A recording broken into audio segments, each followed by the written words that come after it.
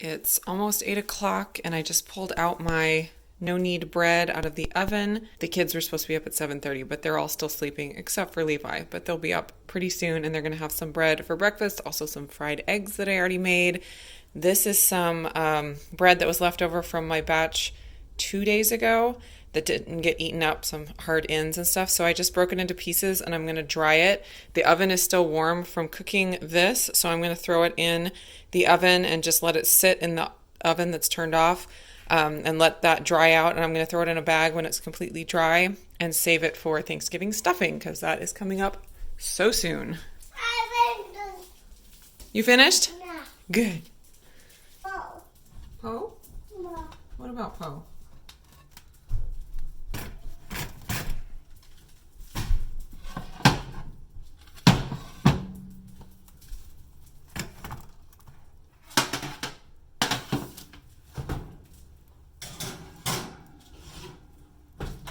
It's a little after 3 and I'm about to get started on dinner, but I wanted to give you a little retroactive what we had for dinner the last couple of nights because I still have some leftovers and I actually have cooked the last 2 nights and I'm cooking tonight. So cooking 3 nights in a row, that's not typical for me.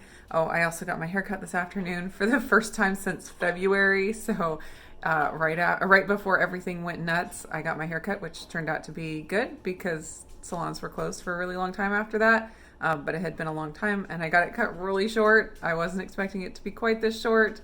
She just chopped it all off. So last night I made pizza. I showed you in my last Halloween Cook With Me video. I've been making bread every day and getting a batch of dough going right after I bake my bread every morning. And yesterday I didn't bake the bread first thing in the morning, so I had my dough still in the afternoon and I decided to make it all into pizzas. And with my double batch that I do, it made 4 pizzas. That worked out great. Everybody loved it. So it's the easiest pizza dough you can make. You just have to remember to start it, at least 12 hours ahead of time. And then night before last, I made pumpkin chicken casserole, and I made a 9x13 pan plus this 8x8 pan. And I think I'm going to portion this out and freeze for servings, so it'll be easy meals for whenever we need it, because I still have a little bit more of the other pan. But this is a really, really yummy casserole, and it's pretty low carb. It has spaghetti squash, cauliflower, and pumpkin, so it's not the lowest carb you can get, because those all have a little bit of carbs, but it is pretty low carb. It's also dairy-free, because it has coconut milk, and so it's paleo also, and I will link to the recipe for this. I've been making this casserole for years, and it's one of the family favorites, but I hadn't made it in quite a while. So it had been a long time, and I finally decided to make it because I had some leftover pumpkins from Halloween that really needed to be cooked or else they were just going to go bad. So that worked out really well. This is also a great casserole for using up leftovers. Like if you roasted a whole bunch of broccoli or cauliflower or squash or sweet potatoes, anything like that, you can put that as the base, and then you make the pumpkin mixture with the chicken in a pan, and you pour it over the top and then bake it for just really quick. And then it's a great way to use up leftovers. So what I am making for dinner tonight is chili mac in my Instant Pot. And actually the night that I made the pumpkin chicken casserole, I also made a big pot full of chili. Like I said, I had all that pumpkin. I still even have pumpkin in the fridge that I need to use for something else. But I made a pumpkin chili. I had black beans in the fridge that needed to be used. I had some meat that I needed to cook up really quickly or it was going to go bad. And then I also had a whole bunch of pumpkin. So I was like, I'm going to make some pumpkin chili. But it was the same night that I already made the other dinner. So nobody even ate it on that night. So I have a whole batch. I have another small bowl of chili in the fridge. But I know my family, they don't love just eating bowls of chili. They would prefer having it as chili mac. So I am going to cook that up now, and I won't use this entire bowl. You need about 32 ounces, 24 to 32 ounces of chili, 1 pound of pasta, 3 cups of water, and then some salt if you want. And my entire recipe of chili, I think I'm going to get 2 batches of chili mac out of it. So I might take the other half, the leftover chili, and put that in the freezer, and it'll be easy to pull out for another chili mac meal at some point.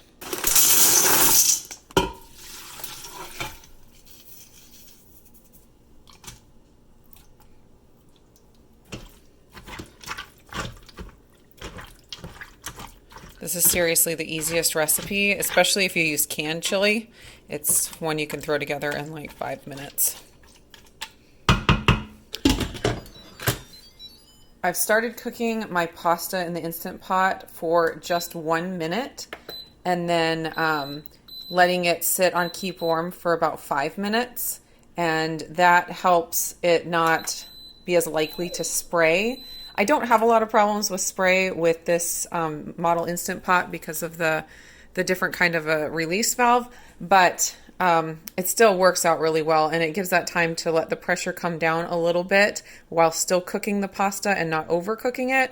So that's what I've been using with all of my pastas when I make macaroni and cheese or spaghetti or chili mac, anything like that. 1 minute and then a 5 minute natural pressure release before you quick release the rest of the pressure. And that is a tip that I got from Risa from Risa's Cluttered Kitchen. So definitely go check her out. She's got lots of great Instant Pot tips and other kitchen tips. So this chili is ready to pop into the freezer, and that'll make a really easy dinner. What do you need, Poe? You need some chili. Of course you do. This will make a really easy dinner at some point later. I ended up putting about 40-ish, 42 ounces of chili in there, and there's about 40-ish, 42 ounces in here, and that's just because that was half of the batch that I had. That's the beauty of pasta in the Instant Pot. You don't have to have exact measurements. As long as you get your water to pasta ratios right, the sauce, you can really play with it.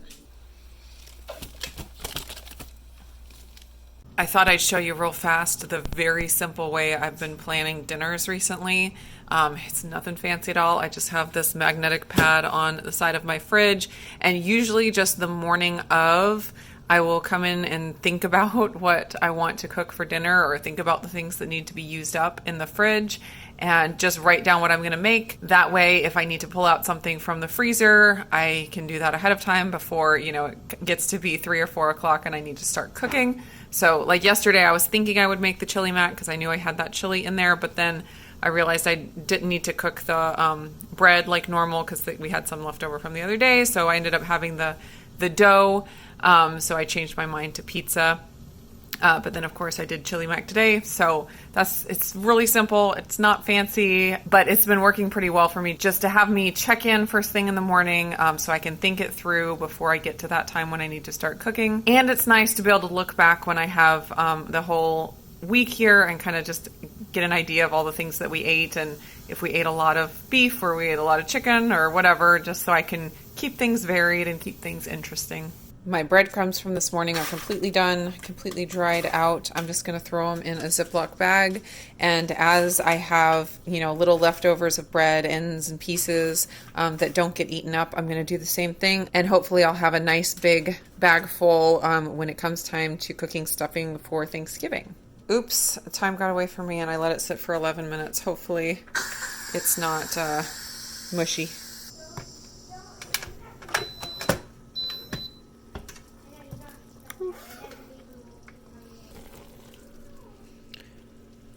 It's still going to be fine. No worries.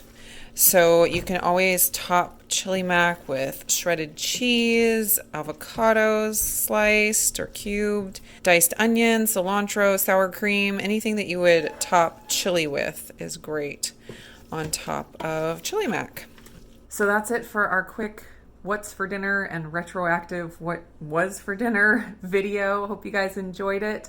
Hope you're all doing great. Let me know what you're having for dinner tonight, and I will see you again real soon. Are you hungry for some chili mac? Yeah. Yeah? Do you want sour cream on it? Yes.